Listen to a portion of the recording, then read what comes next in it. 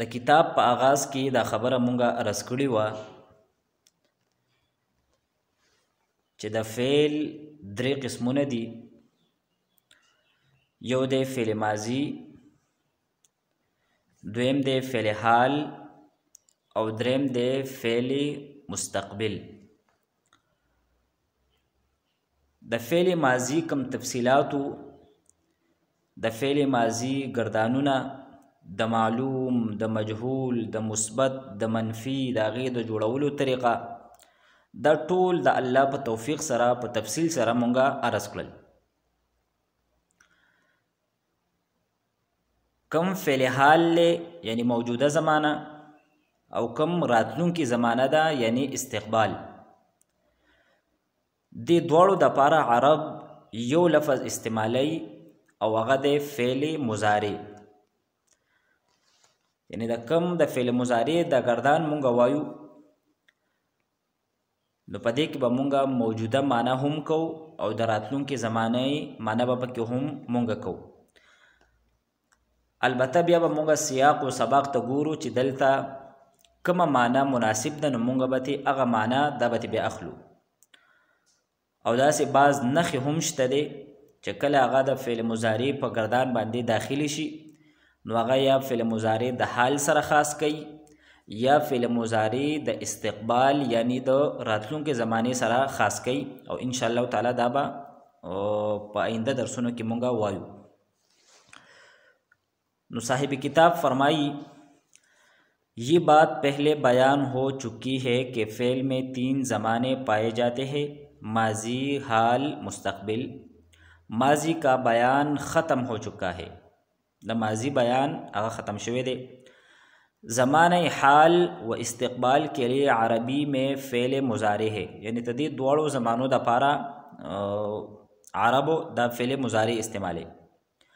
فعل مضارع کا ایک ہی صیغہ حال و مستقبل دونوں کے لیے آتا ہے. مثلا یفعلو وہ کرتا ہے یا کرے گا، اغا کار کئی دا موجودہ زمانہ دا، او اغا با کار اکی نو دا راتلونکي زمانہ دا.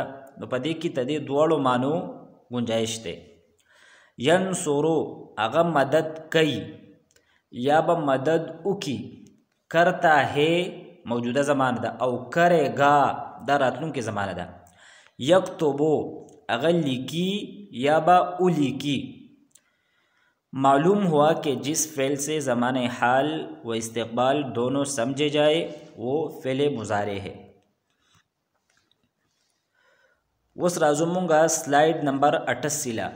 په دې کې د فعل مضارع معلوم تدې گردان دی او تدې گردان یادول دا انتهایی ضروری دی ځکه چې د فعل مضارع مجهول دغه شانتی د فعل امر، د فعل نهی او نفی جهت بلم او مؤکد بالن او دغه شانتی د ثقلی او د خفیفی د سونو گردانونه چې دي د هغې ټولو دارومدار د تدې فعل مضارع په گردان باندې دی. په دغه ټولو گردانونو کې د فعل مضارع دا صیغې د استعمالیږي، البته لږې لږې تبدیلی به پکې راځي. نو چې کم یو طالب علم ته د فعل مضارع دا گردان صحیح یادو نو ان شاء الله تعالی دغه طالب ته به څه مشکلات نه وي. او کچری بالفرض یو طالب علم ته خدا نه خواسته په دې گردان کې دا کچو نو آینده به هغې ته انتهایی مشکلات وي. نو د فعل مضارع معلوم گردان دا دی: یفعلو، یفعلانی، یفعلون. تفعلو، تفعلانی، یفعلنا. تفعلو، تفعلانی، تفعلون. تفعلین، تفعلانی، تفعلنا. افعلو او نفعلو. دا لومبۍ کمی شپږ صیغې دي نو دا د غایب دپاره راځي.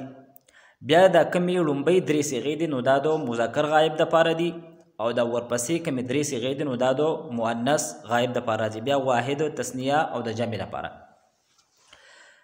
بیا د تفعلو، تفعلانی، تفعلون تر د تفعلنا پورې دا کمی شپږ صیغې دي نو دا د حاضر دپاره راځي.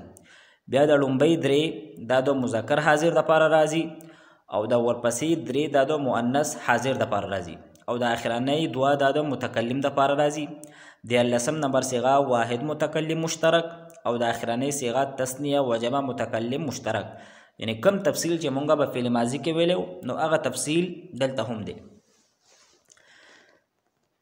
تدی گردان متعلق به مونږه یو اهم خبره دا په ذهن کې ساتو چې تدی گردان په شروع کې دا کم الفاظ چې دي، مثلا د بعضو صيغو په شروع کې یا راغله، د بعضو صيغو په شروع کې تا راغله، د یوې صيغې په شروع کې حمزه راغله او د یوې صيغې په شروع کې نون راغله.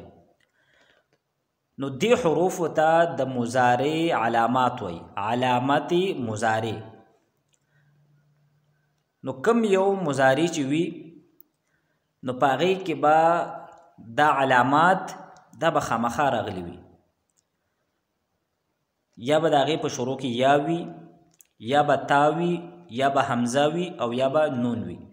دې څلورو حروفو ته علامات مضارع وي او تدې مجموعه ده اتین.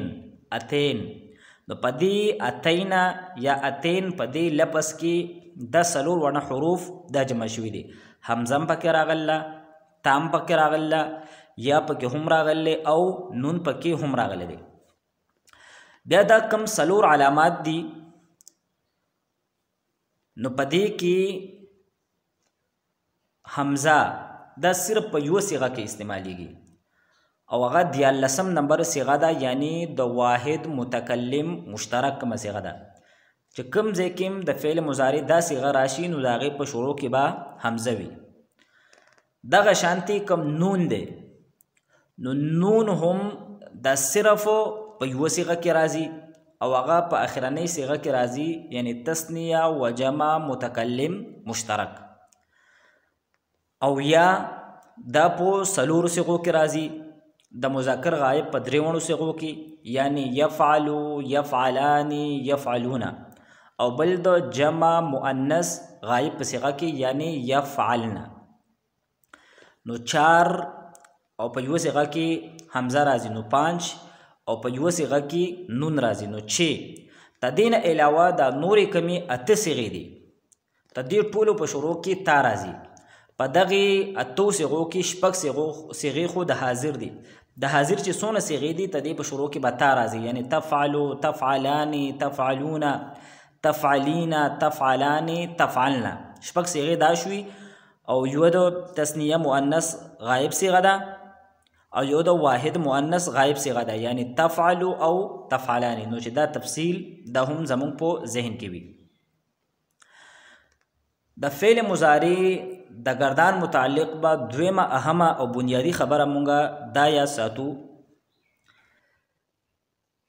نو په دې گردان کې د کمو 15 صيغو په اخر کې چې پیش دی، د کمو 15 صيغو په اخر کې چې پیش دی، یعنی د واحد مذکر غایب صيغه، د واحد مؤنث غایب صيغه، د واحد مذکر حاضر صيغه، د واحد متکلم صيغه او د جمع متکلم صيغه، یعنی یفعلو، تفعلو، تفعلو، افعلو، نفعلو. په دې کتاب کې په دې زیړ کلر کې چې لیکلي دي او په دې تور کلر کې چې لیکلي دي، په دې 15 صيغو کې ضمیر مستتر وي. خو بیا دا 15 صيغې دا په 2 باندې تقسیم شوي دي. کم د واحد مذکر غایب صيغه ده او د واحد مؤنث غایب صيغه ده، دا هغه حکم دی کم حکم چې مونږه د دې 2 صيغو په فعل ماضی کې ذکر کو. کچری د دې 2 صيغو نه وروسته اسم ظاهر موجود هو نو بیا په دې 2 صيغو کې ضمیر نه بوي، مثلا یفعل زید یا تفعل سلمى. نو چونکه د یفعل او د تفعل د لپاره فاعل اسم ظاهر موجود دی، لہذا په دې 2 صيغو کې اوس ضمیر نشته دی. او کچری د دې 2 صيغو نه وروسته اسم ظاهر نو موجود، بلکې دا د مبتدا د لپاره خبر جوړېدو، د موصول د لپاره صله جوړېدله، د موصوف د لپاره صفت جوړېدو یا د ذوالحال د لپاره حال جوړېدو، نو بیا په دې صورت کې په دې کې ضمیر موجود وي. مثلا موږ داسې وایو چې زید یفعل یا سلمى تفعل، نو اوس په دې صورت کې په یفعلو کې به هو ضمیر وي او په تفعلو کې به هي ضمیر وي. نو د دې 2 صيغو هغه حکم دی کم حکم چې مونږه د فعل ماضي ته دې دوو صيغو ذکر کو او دا نورې کومې درې صيغې دي د واحد مذکر حاضر صيغه د واحد متکلم صيغه او د جمع متکلم صيغه په دې دریو صيغو کې با ضمیر د همیشه د پاره مستتر بي پټ بي اسم ظاهر ته دې د پاره چری هم فاعل نشي جوړېدل واحد مذکر حاضر واحد متکلم او جمع متکلم په دې درې وړو صيغو کې با ضمیر د همیشه د پاره پټ بوي بیا کچري فعل معلومو نو دغه ضمائر دا به ولا فاعل جوړيږي او کچري فعل مجهول نو دغه ضمائر دا به ولا نائب فاعل جوړيږي مثلا تفعلوا د واحد مذکر حاضر صيغه پدې کې انت ضمیر د همیشه د پاره مستتر دی او کم افعلوا د واحد متکلم صيغه د پدې کې انا ضمیر د همیشه د پاره مستتر دی او کم نفعلوا د جمع متکلم صيغه د پدې کې نحنو د همیشه د پاره مستتر دی دا غشانتي تضربو اضربو نضربو بتضربو کې انت په اضربو کې انا او په نضربو کې نحنو دا پکې د همیشه د پاره مستتر وي او کچري فعل معلوم نو دا بوله فاعل وي او که فعل مجهول وي نو دا ضمائر دا بوله نائب فاعل وي نو مونږ د پنځو صيغو خبره وکړه واحد مذکر غائب واحد مؤنث غائب واحد مذکر حاضر واحد متکلم او جمع متکلم نو مونږ وی چې په دې پنځو صيغو کې ضمیر مستتر وي البته بیا دا صيغه په دوه قسمه باندې دي کم د واحد مذکر غائب صيغه ده او د واحد مؤنث غائب صيغه ده کچري ته دې د لپاره فاعل اسم ظاهر موجود نو بیا په دې دوه صيغو کې ضمیر د سره نوینه او کچري اسم ظاهر ولا فاعل یا نائب فاعل نو بیا په دې دوه صيغو کې ضمیر مستتر وي په لومبۍ صيغه کې به هووي او په دې سلورمه صيغه کې به هي او تدینه علاوه چې دا نورې کومې درې صيغې دي نو په دې کې به ضمیر د همیشه د لپاره پټ وي نو کچره فعل معلوم نو فاعل او کچره فعل مجهول نو نائب فاعل او دغه چونکه همیشه لپاره پټ وي نو دیتا واجب الاستتار وي تدینه بغیر پاتې شوي نه صيغه د سوال له سونه چې 15 درې کې نو نه پاتې شوي په دې کې سلور د تثنیه صيغه دي د جمع مذکر غائب صيغه ده د جمع مذکر حاضر صيغه ده د واحد مؤنث حاضر صيغه ده د جمع مؤنث غائب او د جمع مؤنث حاضر نو په دې کې ضمائر د ښکار دي او بیا کچري فعل معلوم وي نو دغه ضمائر ولا فاعل له او کچري فعل مجهول وي نو دغه ضمائر به ولا نائب فاعل وي نو دا صاحب کتاب ذکر کړی دي فیفعلان کې الف ده فیفعلون کې واو ده پتفعلان کې الف ده فیفعلن کې نا ده پتفعلان کې الف پتفعلون کې واو پتفعلین کې یا پتفعلان کې الف او پتفعلن کې نا وس राजू मूंगा slide number 54 ला नो साहिब किताब वो फेल मुजारी की तरकीब के लिए 2 3 9 का कोड याद रखिए द फेल माजी द पारा 2 او 12 कोडो दो सिगे यो तरफ तवी او دولسو بل طرف توي او د فعل مضارع د پاره به مونږه درې کوډونه یا ساتو دو سیغه او بیا درې سیغه او بیا نه سیغه ته د دوه سیغو د پاره فاعل اسم ظاهر جوړې دی شي چې کله اسم ظاهر وینو ضمیر به پکې اډوینو او کله اسم ظاهر نه وینو بیا بوله ضمیر فاعل او نائب فاعل جوړې دی شي او کومې درې سیغې نو پدې کې بس ضمیر همیشه د پاره پټ وي بیا که فعل معلوم وینو فاعل او که فعل مجهول وینو نائب فاعل او دا نه صيغه پدې کې بس ضمیر همیشه د پاره ښکاروي نو که فعل معلوم نو دغه ضمیر بوله فاعل او که فعل مجهول نو دغه ضمیر بوله نائب فاعل بل اهم خبره دادا چې د فعل مضارع کې دا کم د صيغه مونږ په درې باندې تقسیم کړي نو د قشانتي چې کوم فعل نفي ده فعل مضارع منفي ده یا نفي جهد بلم ده یا نفي تاکید بالن ده یا لام تاکید بانون تاکید ثقيله او خفيفه ده یا امر او نهي دي نو چونکه دغه ټول د فعل مضارع نه جوړیږي ته دې ټول په شروع کې علامت د مضارع راځي نو داغي هم دغه حکم دی کوم حکم چې د فعل مضارع دی دوه صيغه په دې دوه صيغو کې کچري فاعل اسم ظاهر وي نو بیا په کې ضمیر نه وي او کچري اسم ظاهر نه وي نو بیا په دغه کې ضمیر مستتر وي او په دې درې صيغو کې به همیشه د پاره ضمیر دا به مستتر وي او په دې نه صيغو کې به ښکار وي بیا کوم سلاید نمبر 92 نو په دې کې د فائدې په تور باندې یو اهم خبره کړې ده چې د فعل مضارع کم گردان دی نو په دې کې دوه صيغې دا مبني دي او دا خبره مخکې هم مونږه ذکر کړې و او هغه دوه صيغې یو د جمع مؤنث غائب صيغه ده او بل د جمع مؤنث حاضر صيغه ده، یعنی یفعلنا تفعلنا، یضربنا تضربنا، یسمعنا تسمعنا. دا دوه صيغې به دا به مبني، او د مبني تعریف مونږه هغه کړو مخکې هم ذکر کړو چې د عواملو د اختلاف د وجې نه د هغې اخرو دا نه بدلېږي. نو که په دې دوه صيغو باندې مونږ لن داخل کو، لم پې داخل کو، یا په یو بل حرف داخل کو، نو هغه به تدې په آخر کې څه تبدیلي دا نه راولي.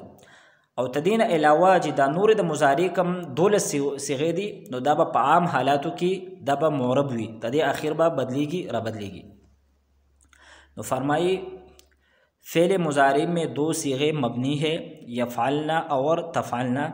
इन मज़कूरा 2 صيغों में नून मफ़तूह है और ये नून बाकी रहता है.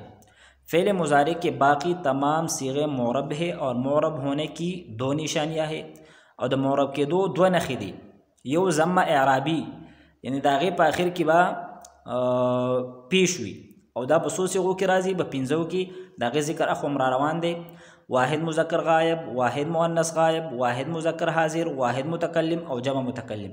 यानी यज़रिबु तज़रिबु तज़रिबु अज़रिबु नज़रिबु 5 सीग़े दादी. और द्विम नंबर तदे नखदार च तदे पे आखिर के बाद नूनी एराबी राजी. नूनी एराबी वो सीग़े दा सीधी च दागे पे आखिर के च कम नून दे तो देता नूनी एराबी वही, यानी दो ज़म्मे पो बदल के राजी. और अगर वो सीग़े कम दी नो पदे की सलूर दो तस्नीय सीग़े दी. सलूर दो तस्नीय सीग़े दी यानी जमा तस्निया मुज़क्कर गायब, तस्निया मुअन्नस गायब, तस्निया मुज़क्कर हाजिर, तस्निया मुअन्नस हाजिर से मुअन्नस हाजिर. दा सलूर दो तस्नीय सीग़े दी. और पदी सलूर वनों के बाद दा नून एराबी दा बा मकसूरी तदे दलान दी बा ज़ीर हुई. और 3 सीग़ों के बाद दा नून एराबी दा बा मफ्तूह हुई. 2 द जमा मुज़क्कर सीग़े दी यानी जमा मुज़क्कर गायब और जमा मुज़क्कर हाजिर सीग़ा यज़रिबूना और तज़रिबूना. और यो सीग़ा द वाहिद मुअन्नस हाजिर सीग़ा दा यानी तज़रिबीना. नो दी वो सीग़ो पे आखिर के बाद नून एराबी राजी. बिया नून एराबी बा दा बा पसलूरो सीग़ो पे आखिर की मकसूर है यानी तस्नीय पागे की. और दा नूर के मिद्री सीग़े दी नो पदे के बाद मफ्तूह हुई.